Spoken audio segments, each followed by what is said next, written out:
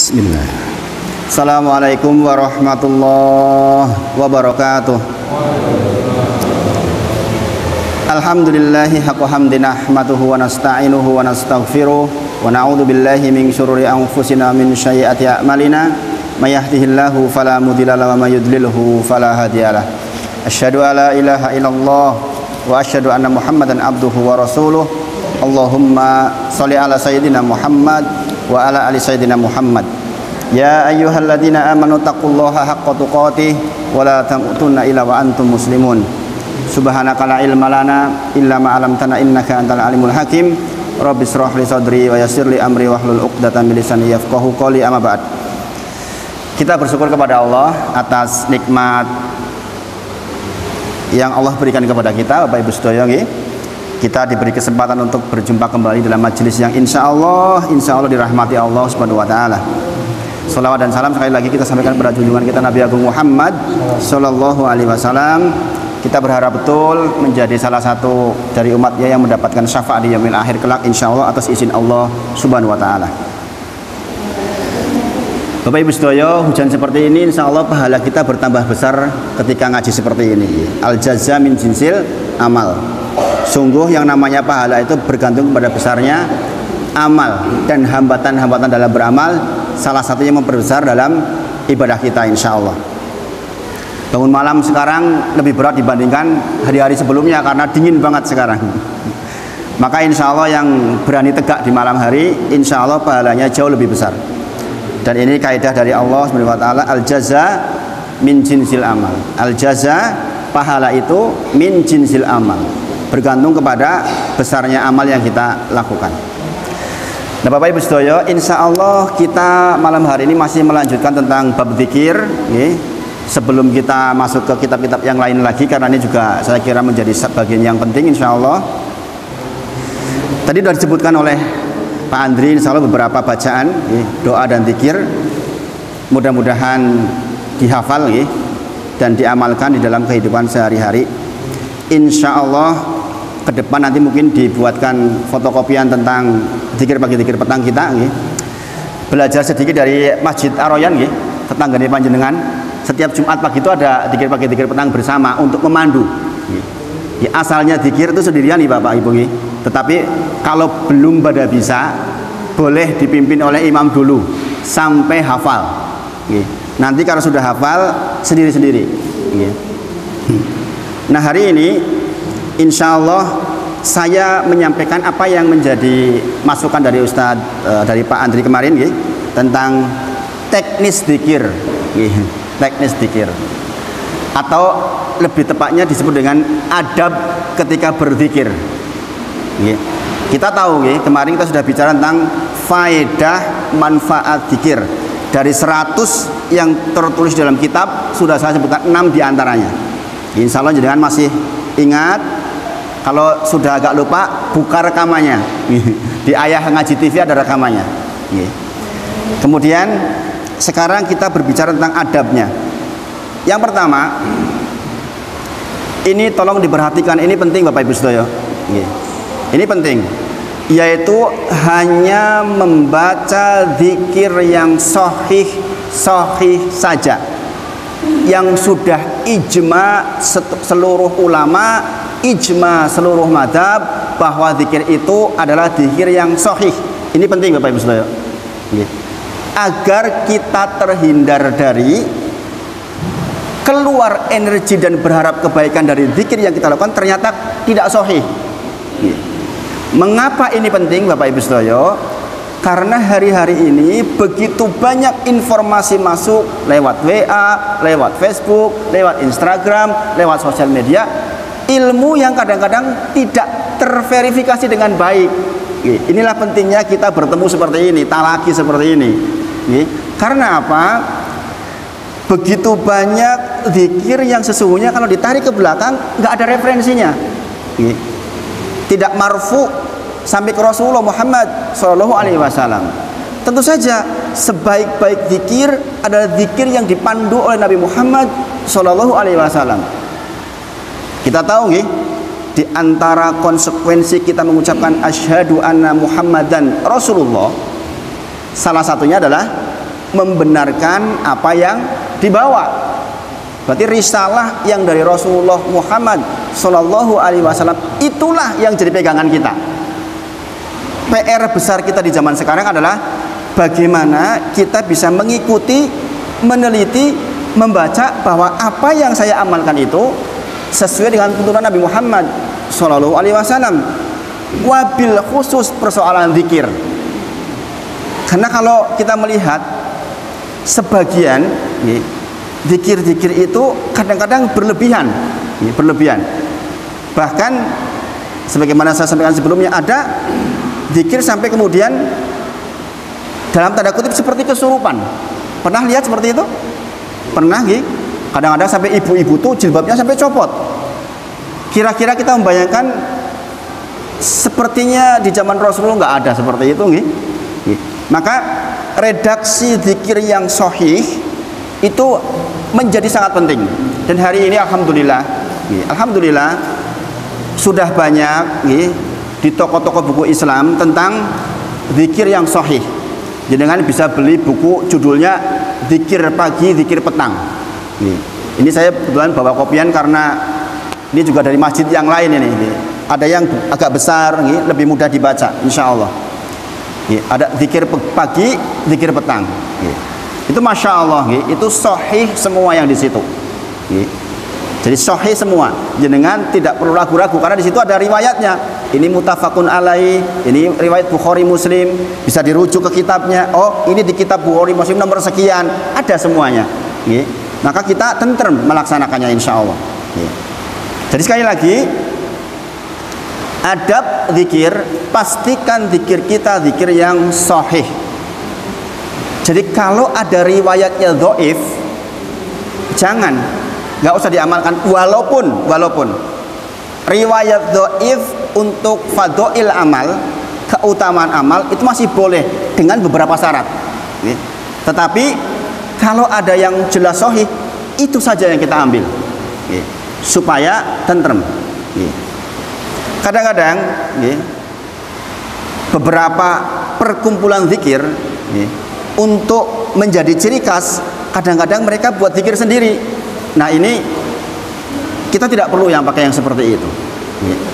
Kita pastikan yang kita pakai sampai ke Rasulullah Muhammad Sallallahu Alaihi Wasallam. Ini penting di zaman sekarang, penting. Jadi kan bukannya sering dapat WA, membaca ini 11.000 kali maka akan begini. Pernah seperti itu dengar? Membaca ini sejumlah 7.000 akan begini. Kita mesti tanya, itu dalilnya di Sahih Bukhari atau Muslim di mana? Adakah panduannya? Kalau tidak, jangan tinggalin. Karena yang sahih saja sangat banyak, bisa jadi kita sudah capek dengan yang sahih. Kenapa kita harus ribet-ribet dengan yang dhaif atau bahkan maudhu itu palsu. Maka mudah-mudahan dengan kita belajar bersama ini, kita akan mendapatkan zikir yang insya Allah sahih. Kemudian yang kedua, adab di dalam zikir yang menika membaca dengan penuh penghayatan. Sebagaimana perkataan Imam Al-Qurtubi rahimahullahu ta'ala ketika beliau menyampaikan, sesungguhnya orang akan mendapatkan manfaat dari zikir yang dia lisankan ketika dia paham makna dan kandungannya. Minggu lalu saya sampaikan contohnya istighfar. Jenengan beristighfar tahu bahwa sedang meminta magfirah. Oh, magfirah dari kata mikfar. Oh, mikfar itu adalah tutup kepala bagi para tentara. Oh, berarti kalau kita minta istighfar, berarti kita sedang minta sitr al-wiqayah, ditutup dan dilindungi. Bukan hanya ditutup saja, itu kandungannya. Masya Allah Bapak Ibu sedaya, sekiranya kita mengerti istighfar dengan kandungan seperti itu, kita nangis Bapak Ibu sedaya istighfar itu. Sampai istighfar gak nangis itu ya kebangetan, karena astagfirullah langsung tuh terjadi di kebayang, dulu saya pernah melakukan ini dan itu yang terkategorikan dosa. Kan langsung terbayang tuh dosa-dosa kita tuh. Gini apa nggih? Bagaimana mungkin kita istighfar sementara kita nggak membayangkan dosa kita, lagi minta dihapus dosa kita, ditutup dosa kita, dan kita berharap dosa tidak dikafara dengan musibah. Maka orang yang istighfar yakin kalau tahu makna dan kandungannya nangis, Bapak Ibu sedaya. Nangis. Makanya di antara adab di dalam berzikir juga lirih, enggak keras. Karena yang namanya berkholwat dengan Allah itu memang lirih. Kita sedang bermunajat dengan Allah, berbisik-bisik dengan Allah. Maka nanti hari ini insya Allah akan saya sampaikan beberapa hal terkait dengan makna dan kandungan. Kemarin sudah nyimpen satu, yaitu istighfar. Taksi kelingan nggih? Taksi kelingan insya Allah nggih? Saya berharap betul dan berdoa mudah-mudahan yang ngaji bareng saya setiap kajian masuk ke ruh hati paling dalam dan Allah izinkan jadi amal, Bapak Ibu sedaya. Sungguh itu yang menjadi beratnya saya. Saya berharap betul. Saya berharap betul jenengan itu benar-benar bisa mengamalkan. Sehingga di antara doa-doa saya itu, saya melihat jenengan seperti ini, sampai ke rumah tuh wajah terbayang-bayang, Pak Lilik, Pak Bowo, seperti ini semuanya itu terbayang-bayang. Karena apa? Ya begini seharusnya. Kita saling ingat. Masya Allah, Masya Allah. Nah, kemudian yang berikutnya, zikir adabnya adalah, Bapak Ibu sedaya, ini penting sekali. Tolong diperhatikan betul ini. Kita zikir dengan merasa butuh. Tidaklah zikir sampai ke Allah kecuali disertai dengan perasaan butuh.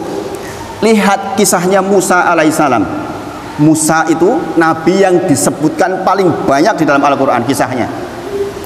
Di antara kisahnya Musa alaihissalam, Bapak Ibu sedaya, Masya Allah, ketika beliau berdoa, doanya pendek, jadi kan langsung hafal insya Allah. Robbi ini lima anzalta ilayya min khairin fakir, gitu tuh bahasanya. Itu disebutkan di dalam Al-Quran. Ketika Musa alaihissalam tidak sengaja memukul Bani Israel, memukul kaumnya Fir'aun, meninggal, kemudian dikejar-kejarlah dia, maka dia lari jauh sampai ke negeri Madyan. Namanya orang berlari jauh itu kan yo capek, lapar, haus, gini apa nggih? Maka kemudian ketika situasinya seperti itu, Musa duduk sambil berdoa, Robbi, ya Allah, ini sesungguhnya aku lima anzalta ilayya, terhadap apapun yang kau turunkan khair berupa kebaikan, fakir, saya butuh ya Allah. Itu Bapak Ibu sedaya, kalau jenengan baca tafsirnya, Musa alaihissalam sedang minta makan. Bayangin, minta roti. Bayangin Bapak Ibu sedaya, bayangin seorang nabi loh, sampai saking butuhnya, ya Allah, pokoknya apapun yang kau turunkan terhadapku berupa kebaikan termasuk makanan, saya butuh ya Allah. Tuh zikirnya Nabi seperti itu, Masya Allah. Maka kalau kita dalam situasi sangat sulit, Bapak Ibu sedaya, gunakan doa ini nih. Dan ini sering saya gunakan. Robbi ini lima anzalta ilayya min khairin fakir. Masya Allah. Coba sarang-sarang nggih. Robbi, sarang-sarang. Robbi ini lima anzalta ilayya min khairin fakir. Itu. Jadi kadang-kadang kita kan terdesak oleh sebuah keadaan, nggih? Maka kita minta kepada Allah. Mas-mas yang mau menghadapi ujian, Robbi ini lima anzalta ilayya min khairin fakir, insya Allah dimudahkan. Ini doa yang pendek, tapi menunjukkan betapa butuhnya seorang Musa alaihissalam terhadap apapun. Pokoknya terserah Gusti Allah, saya mau dikasih apa, yang penting kebaikan, saya butuh, fakir. Maka ini adab di dalam berdoa. Jangan kita berdoa atau melakukan sebuah permintaan, hati kita tuh nggak hadir, jangan-jangan orang patio butuh. Ini juga berlaku di dalam sholat kita. Sholat itu isinya doa-doa semua tuh. Al-Fatihah, pujian, kemudian doa. Pujian, doa. Demikian memang. Maka hadirkan hati ini. Dan ini dicontohkan oleh para nabi yang sudah mendahului kita, insya Allah. Maka sekali lagi, di antara adab di dalam berzikir adalah kita merasa butuh betul, bukan hanya lewat di bibir tanpa menghadirkan makna dan kandungannya. Kemudian di antara adab di dalam berzikir, dibaca semuanya. Jadi dalam kitab ini itu ada sekitar 20-an bacaan, Bapak Ibu Soyo. Dimulai dari ayatul kursi, kemudian kulhu falak nas 3 kali, itu dibaca semuanya. Jangan ditinggal sebagiannya. Kenapa? Karena Rasulullah mencontohkan dibaca semuanya. Misalnya astagfirullah wa atubu ilaih 100 kali, jangan 90 kali, 100 kali dibaca. Kita iktiba kepada Nabi Muhammad SAW sebagaimana beliau melakukan, kita melakukan. Bahkan Bapak Ibu Sedoyo, Ibnu Umar, anaknya Umar bin Khattab radhiyallahu anhuma, saking iktibanya kepada Nabi Muhammad SAW, suatu ketika dia berjalan-jalan tuh dengan para sahabat. Kemudian dia ada pohon yang rantingnya begini, menghalangi jalan. Kemudian dia begini. Dan ranting itu sekarang sudah rusak. Dulunya di tempat itu ada pohon, ada rantingnya. Ketika dia berjalan bersama Rasulullah dulu ketika pohonnya masih ada rantingnya, Rasulullah begini, begitu, menghindari ranting. Maka yang namanya Ibnu Umar ini saking iktibanya dengan Rasulullah, saking inginnya nih Rasulullah, ini pohon rantingnya sudah nggak ada. Kemudian dia melakukan begitu. Ditanya para sahabat, kenapa kau lakukan itu? Karena dulu Rasulullah ketika lewat jalan ini begini. Masya Allah, saking iktibanya Ibnu Umar kepada Nabi Muhammad Sallallahu Alaihi Wasallam. Masya Allah. Maka kita pun demikian. Kita iktiba kepada Nabi Muhammad Sallallahu Alaihi Wasallam. Apa yang dibaca Nabi Muhammad Sallallahu Alaihi Wasallam, kita pun baca. Maka sekali lagi, zikir harus yang marfu sampai ke Rasulullah. Kemudian ini penting, yang kelima, jenengan zikir dengan suara lirih. Suara lirih. Panduannya sangat banyak dari Al-Quran dan hadis Nabi Muhammad SAW. Terlalu banyak panduan bahwa kita tuh bermunajat tuh berbisik-bisik, lirih. Tidak dengan suara keras, bukan dengan ucapan Allahumma anta robbi, bukan, tapi Allahumma anta robbi. Ini manfaatnya besar sekali Bapak Ibu Sedoyo. Berzikir dengan lirih itu akan membuat kita mendapatkan banyak hal.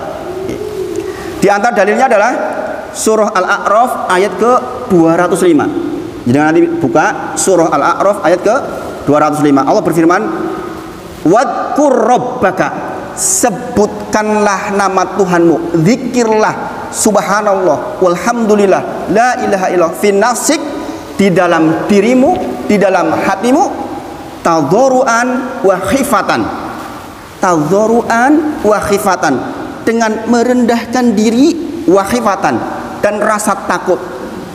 Jadi ketika dengan zikir itu harus hadir itu, harus merendahkan diri kita dan dihadirkan rasa takut kepada Allah Subhanahu wa taala. Kemudian wadunal jahri, dan jangan sekali-kali kau keraskan.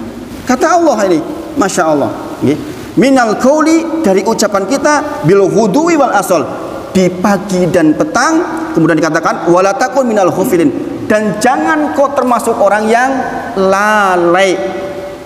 Bayangin Bapak Ibu Sedoyo, sekalinya kita nggak ingat Allah, kita tuh sudah ternilai dengan lalai. Karena memang betul, minggu lalu saya sampaikan, siapakah ulul albab, siapakah orang yang cerdas? Kata Allah, alladzina yadhkurunallaha qiyamau wa qu'udau wa ala junubihim. Orang cerdas, orang pintar, orang hebat, kata Allah, adalah orang-orang yang selalu mengingat Allah dalam kondisi berdiri, dalam kondisi duduk, dalam kondisi berbaring. Maka sini dikatakan Podo karo seluruhnya hidup kita ingat Allah. Maka dikatakan jangan termasuk orang-orang yang lalai. Dan ini pasti membawa keberuntungan. Mahasiswa nggak lalai nggak mungkin nyontek. Maka diantara hukuman paling berat di pondok, Bapak Ibu Saudara, itu bohong. Kalau jenengan datang ke pondok-pondok, termasuk pondoknya anak saya, kebohongan itu nggak diampuni, nggak diampuni. Sekali bohong ini anak, hukumannya berat banget. Calon ulama bohong bagaimana? Bahaya banget kan? Berarti dia ghafilin, dia lalai mengingat Allah. Karena kalau dia ingat Allah, nggak mungkin dia bohong. Termasuk nyontek, itu juga berat hukumannya di pondok. Mungkin di sekolah umum tidak terlalu berat hukumannya nih. Tapi di pondok kok nyontek atau bohong udah habis itu. Bisa jadi nggak naik kelas itu. Bisa jadi dibotakin itu. Karena apa? Bahayanya luar biasa. Kelalaian mengingat Allah itu bahaya sekali. Karena kepandian seseorang diukur dari selalu mengingat Allah Subhanahu wa taala. Kemudian orang bertanya, kalau saya mendengar Pak Andri zikir sudah bagus, saya dengar di sampingnya, apakah saya sudah termasuk zikir? Jawabannya belum. Zikir adalah kita mengucapkan dengan lisan kita. Berarti adab zikir yang berikutnya adalah tidak hanya mendengarkan zikir, tapi kita berzikir. Kadang-kadang ada orang kan, aku sih kurang eneng tip, maka sudah cukup buat saya. Bukan, itu bukan zikir Bapak Ibu Saudara. Yang berikutnya, tidak perlu mengangkat tangan di dalam zikir. Zikir pagi, zikir petang kita nggak perlu, meskipun di situ ada doa. Di dalam zikir pagi itu ada doa, misalnya Allahumma inni as'alukal afwa wal afiyah fi dunya wal akhirah, itu kan doa. Tetapi tidak perlu, karena Rasulullah contohkan di dalam zikir pagi petangnya tidak mengangkat tangan. Kalau berdoa lain lagi, berdoa dengan zikir hal yang berbeda. Kemudian ini penting supaya tidak jadi hambatan. Yang kedelapan, tidak harus dalam kondisi suci. Aku orang wudu, aku batal, aku ora zikir, keliru. Jenengan tetap zikir di dalam kondisi walaupun jenengan sudah batal. Jenengan berhadas, di atas motor jenengan zikir, di dalam mobil jenengan zikir, di tengah-tengah pekerjaan jenengan zikir. Tidak harus dalam kondisi suci. Jadi kondisi suci itu hanya afdoliyah saja, bukan syarat untuk berzikir. Ini penting Bapak Ibu Saudara, dan ini dalilnya dari Aisyah radhiyallahu anha ketika beliau radhiyallahu anha menyampaikan, karena Nabi sallallahu alaihi wasallam adalah Nabi Muhammad sallallahu alaihi wasallam yadkurullaha, dia berzikir kepada Allah ala kullu ahyanihi, ala kullu ahyanihi, di atas semua keadaan. Kullu ahyanihi, kullu itu semuanya, ahyanihi keadaan apapun. Bahkan Rasulullah melakukan zikir dalam keadaan junub. Junub tahu nggih? Seseorang dalam kondisi junub masih boleh berzikir. Yang diperselisihkan hanya bacaan yang ayat Al-Quran. Contoh, zikir dimulai dengan ayat kursi, itu bacaan Al-Quran. Kulhu falak nas, bacaan Al-Quran. Itu yang diperselisihkan oleh para ulama ketika junub boleh atau tidak. Maka untuk kehati-hatian, untuk yang ayat Al-Quran, kalau kita kondisi junub jangan dibaca. Tunggu kita mandi janabah dulu, baru kemudian kita zikir yang kebetulan bacaan Al-Quran. Kemudian di kitab ini ada nomor 1, 2, 3, 4, 5, 6. Jenengan baca tidak harus berurutan, boleh dibolak-balik. Misalnya jenengan bersubuh naik sepeda, mungkin ingatnya astagfirullah, yang lain belum hafal, nggak apa-apa, astagfirullah dulu sebelum yang lainnya. Nah, kemudian Bapak Ibu Saudara, saya ingin menekankan di bab adab yang kelima, yaitu dengan suara lirih. Ini penting, ini bagian penting. Mengapa lirih? Yang pertama, menunjukkan keimanan kita benar. Karena apa? Kita sedang menyeru zat yang maha mendengar.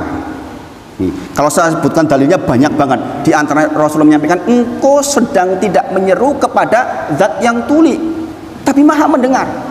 Maka kita hanya lirih saja, gak perlu bentak-bentak zikir. Kemudian lebih khusyuk Bapak Ibu sedaya. Jenengan punya soal, kemudian mengatakan astagfirullah, astagfirullah, itu lebih khusyuk dibandingkan astagfirullah, astagfirullah, astagfirullah. Lebih khusyuk dengan lirih. Jenengan bisa buktikan nanti. Ini dalilnya juga sebenarnya banyak. Kemudian lebih menunjukkan ikhlas Bapak Ibu sedaya. Jenengan zikir dengan suara keras, apalagi pakai pengeras suara, itu akan diliputi sifat basariah, sifat kemanusiaan. Basariah itu sifat manusia asalnya, ini penting Bapak Ibu sedaya. Asalnya manusia itu berkebutuhan untuk dihargai, dihormati, keberadaannya diakui. Ini sifat manusia asli ini. Jenengan datang ke sebuah tempat merasa nggak dihargai, nggak nyaman, maka asalnya manusia itu pengen dihargai, pengen dinilai, pengen dikatakan bagus. Itu sifat asli manusia. Maka ketika jenengan berzikir dengan suara, kalau ada orang lewat, jenengan berpikir, suaraku kira-kira didengar enak apa tidak? Apalagi kan pakai pengeras suara. Jenengan sholawatan pakai pengeras suara, nek fales, buat menemukan orang juga akan bilang, kayak ngopo suaranya orang penak belas. Padahal urusan zikir bukan urusan keindahan suara Bapak Ibu sedaya. Maka kita berbisik-bisik dengan Allah, bermunajat dengan Allah, akan lebih ikhlas hati kita. Kemudian di antara kelebihannya adalah lebih mudah menghimpun hati Bapak Ibu sedaya. Seseorang yang zikirnya lirih, hatinya terhimpun hanya menuju ke Allah saja. Hati itu nggak terpilah-pilah kemana-mana. Maka akan lebih mudah menghimpun hati. Maka zikir itu dengan lirih, tidak dengan keras. Kemudian akan lebih selamat dari yang namanya was-was syaiton. Karena kalau kita keras nanti was-wasnya banyak sekali. Oh jojo kok keliru ya, jangan-jangan saya nadanya salah ya, jangan-jangannya banyak sekali. Maka kita berzikir dengan lirih Bapak Ibu sedaya. Mudah-mudahan ini bisa dimengerti dan bisa dipraktekkan. Berikutnya sisa waktu saya menyampaikan tentang makna dan kandungan zikir. Izin minum dulu. Bismillah.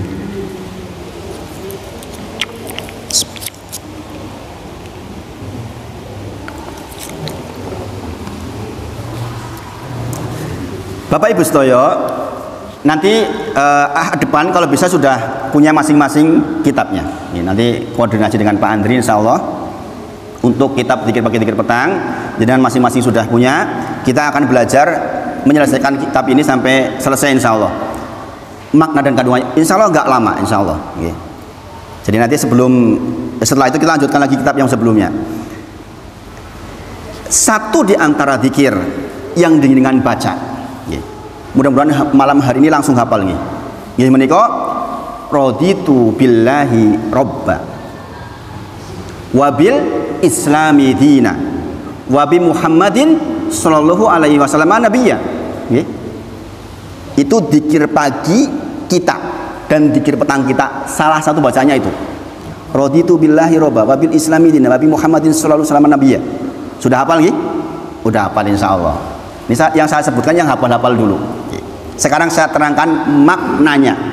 Selama ini jenengan mungkin pernah membaca ini, tapi saya yakin belum menghadirkan makna dengan sempurna. Maka ini pentingnya belajar. Raditu billahi robba, artinya apa? Saya ridho Allah sebagai Rob saya. Dulu sudah belajar. Rob artinya apa? Allah yang menciptakan kita, Allah yang memberikan rezeki kepada kita, Allah yang memiliki kita, Allah yang mengurusi seluruh alam semesta. Berarti ketika saya mengatakan raditu billahi robba, saya ridho engkau Allah yang memiliki saya, yang mengurusi saya, yang mengurus alam semesta, yang memberi rezeki kepada saya. Saya ridho ya Allah. Bapak Ibu sedaya, ini jangan perhatikan. Apa arti ridho dalam kasus zikir ini? Ridho artinya kita menerima, qanaah, merasa cukup dan puas dan merasa tidak perlu yang lain, itu ridho. Ya Allah, saya ridho Engkau sebagai Rabb saya, artinya saya itu menerima Engkau Rabb saya itu puas kalau Tuhan saya hanya Engkau. Saya nggak butuh yang lain-lain, saya nggak cari yang lain-lain. Kalau saya susah, minta kepada Engkau. Saya berdoa, minta kepada Engkau. Saya punya soal, bertawakal kepada Engkau. Nggak butuh yang lain-lain. Itu arti raditu billahi robba. Beda nggak? Jenengan tahu seperti ini mengucapkan raditu billahi robba dengan tidak tahu. Berbeda Bapak Ibu Sedoyo. Ini kita bicara kandungan dari raditu billahi robba. Sehingga jenengan merasakan raditu billahi robba. Ya Allah, saya sudah puas jenengan itu Tuhan saya. Saya nggak butuh yang lain-lain, nggak butuh apapun untuk berkeluh kesah. Engkau saja. Itu kita ridho. Masya Allah. Maka Bapak Ibu Sedoyo, kalau jenengan lihat di dalam surah Al-An'am yang sering saya baca di pengimaman, saya sering baca ini, Kul innani hadani rabbi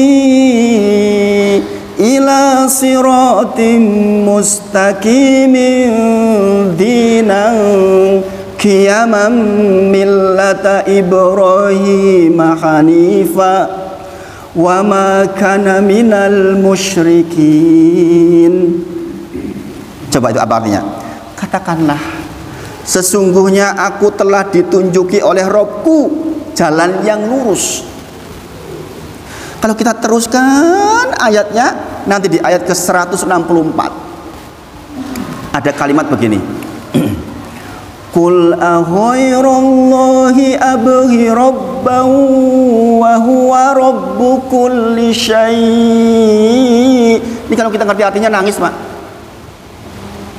Kata Allah kepada kita, katakan, opo yo aku ki kudu golek Rob yang lain, sementara Rob yang kita sembah itu Rabbu kulli syai', Rob segala sesuatu. Bayangin Bapak Ibu Sedoyo, kalau kita berserah kepada apapun, entah bentuknya gunung, entah itu keris, entah itu pekerjaan, itu semua Robnya juga Allah. Maksudnya begitu. Jadi kita tuh nggak butuh. Kul ahwairullahi abghi robba wa huwa, dialah Allah Rabbu kulli syai'. Dialah Allah Rabb segala sesuatu. Bismillah.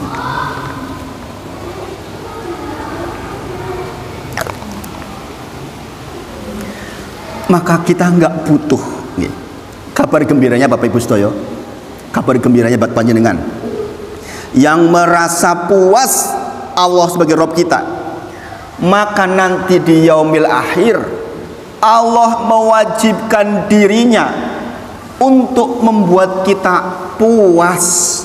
Masya Allah, saya merinding membahas ini tuh.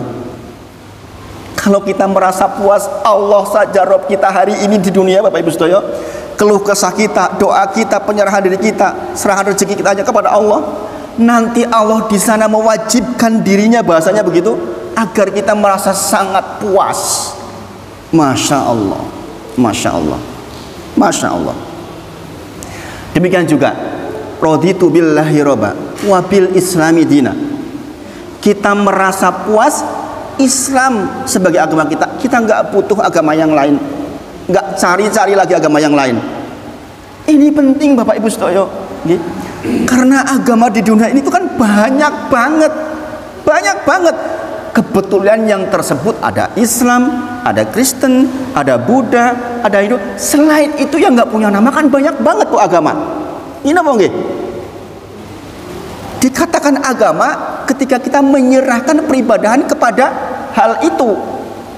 Katakanlah dengan memuja-muja sesuatu, itu sudah bisa menjadi agama buat panjenengan sebenarnya. Maka kita mengatakan, saya ridho Islam itu sebagai agama saya. Saya nggak butuh agama yang lain. Kemudian dikatakan juga, saya ridho Nabi Muhammad Sallallahu Alaihi Wasallam sebagai Nabi saya. Maka Nabi Muhammad SAW pernah marah kepada Umar bin Khattab radhiyallahu anhu. Dia mengatakan ketika Umar membaca suhuf Musa, suhuf Taurat. Jadi suatu ketika itu Umar itu baca-baca lembaran-lembaran Taurat, maka Rasulullah bersabda, "Amutahawakuna anta ya Abnal Khattab?" Opo Al-Quran pira cukup wahai Umar bin Khattab? Bayangkan. Maka dia mengatakan, "Lau kana Musa hayyan." Seandainya Musa hidup hari ini, maka dia pun mengikutiku, kata Rasulullah. Bayangkan, kita sudah punya nabi yang nabi siapapun akan mengikuti, Nabi Muhammad SAW. Bahkan nanti ketika Nabi Isa turun di akhir zaman, tidak membawa syariat baru, Nabi Isa alaihissalam mengikuti syariat Nabi Muhammad SAW. Maka dialah satu-satunya nabi yang sholat di belakang umat Nabi Muhammad, yaitu Imam Mahdi. Ketika datang dan turun dipersilakan mengimami, tidak. Imam Mahdi yang jadi imam, menunjukkan bahwa beliau Isa alaihissalam tidak membawa syariat baru. Bayangkan Bapak Ibu sekalian, kita itu udah punya nabi yang khotimul anbiya, sebaik-baik nabi. Kita nggak perlu nabi yang lain. Kenapa saya katakan ini penting? Karena hari ini pemuda-pemuda punya profil-profil nabi-nabi yang lain, walaupun tidak disebut sebagai nabi. Buktinya apa? Dia lebih memilih aturan orang itu ketimbang aturan Nabi. Itu bentuk dari kita nggak menerima, nggak ridho Nabi Muhammad SAW sebagai Nabi kita. Kita kadang-kadang mengambil panduan dari Mr. X, orang yang terkenal zaman sekarang. Panduannya begini, bertentangan dengan Nabi. Yang kita ambil itu, kita sudah mengambil Nabi baru sesungguhnya dalam hal ini. Maka Bapak Ibu sekalian, ini penting kita mengucapkan kita ridho Nabi Muhammad SAW adalah Nabi kita. Karena begitu kita ridho, kita akan ikut syariatnya semua. Maka Bapak Ibu sekalian, melihat seperti ini, Bapak Ibu sekalian, sungguh kita ngaji seminggu sekali itu kurang rasanya. Gini apa nggih? Gini apa nggih? Masya Allah, sirah Nabi itu Masya Allah panjangnya. Kita bermohon terus kepada Allah agar termasuk orang yang mengucapkan raditu billahi robba, masuk ke hati yang paling dalam, bukan hanya lisan tapi tahu konsekuensinya. Sampai berapa Pak? 53 nih? 53. Saya tambahkan sedikit, yaitu sayyidul istighfar. Istighfar banyak. Astagfirullah istighfar, Robbik firli istighfar. Tetapi ada sayyidul istighfar. Sayyid itu artinya pemimpin, Bapak Ibu sekalian. Berarti sayyidul istighfar berarti pemimpinnya para istighfar. Inilah sebaik-baik istighfar. Maka wajiblah buat kita untuk hafal. Bacaannya apa?